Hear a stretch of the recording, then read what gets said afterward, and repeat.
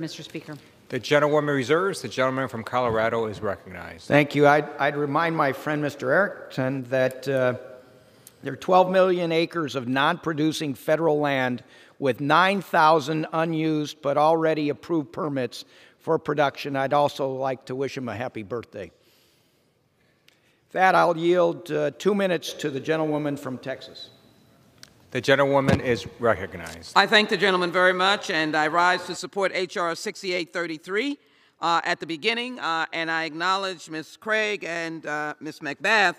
I tell my friends on the other side of the aisle that we can walk and chew gum at the same time, but right now people are dying because they are apportioning or putting in proportion their insulin that they need, not taking the full amount, but doing it proportionately. That's a death sentence. Let me indicate Native Americans, 14.7% diabetic, Hispanic, 12.5%, Black Americans, 11.7%. Many of them on Medicare, many of them on Medicaid. We can do both. But I do rise to support this legislation, $35 in 2023, regardless of whether a beneficiary has reached the annual out-of-pocket spending, $35 beginning in 2024.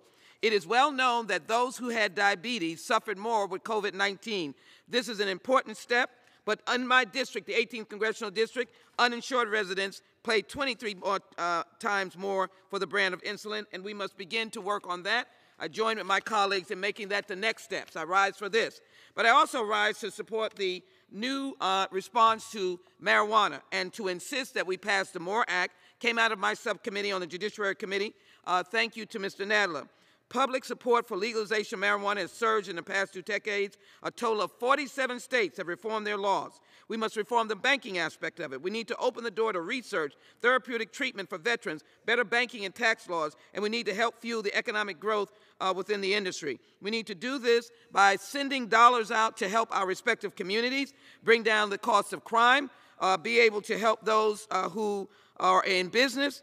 We must do this and spend federal resources to end criminalization, build the economic engine, and to ensure that we are in step with 47 of our states. Thousands of men and women have suffered needlessly from the federal criminalization of marijuana with mandatory minimums, particularly black and brown. So all these persons incarcerated need to be able to be constructive, but they're in there on the false war on drugs. I support both the insulin bill and the MORE Act, and I ask my colleagues to support the underlying rule. With that, I yield back.